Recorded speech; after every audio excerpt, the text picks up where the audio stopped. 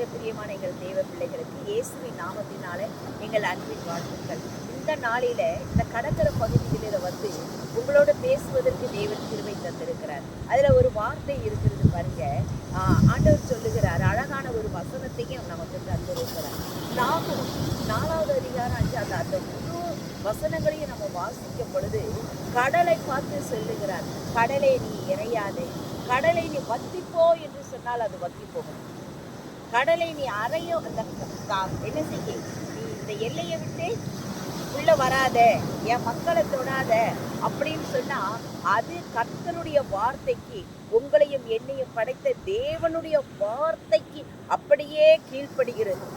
காற்றுக்கு கட்டளை இடுகிறார், நீ காற்று அதிகமாய் வீசாத அப்படின்னு சொன்ன உடனேயும் அந்த காத்து என்ன செய்தான், அப்படியே தேவனுடைய வார்த்தைக்கு கடல் அப்படியே கீழ்ப்படுகிறது.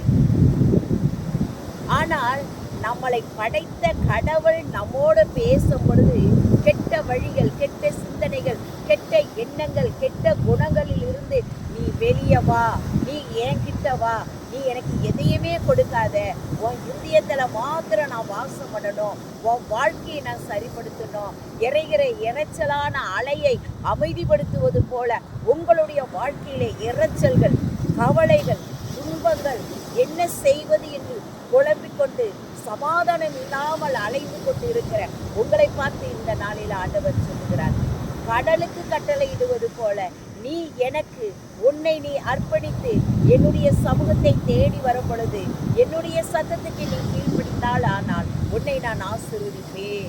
உன்னுடைய வாழ்க்கை மிகவும் ஆசீர்வதிக்கப்பட்டிருக்கும். உன்னை கொண்டு நான் பெரிய காரியங்களை செய்வேன்.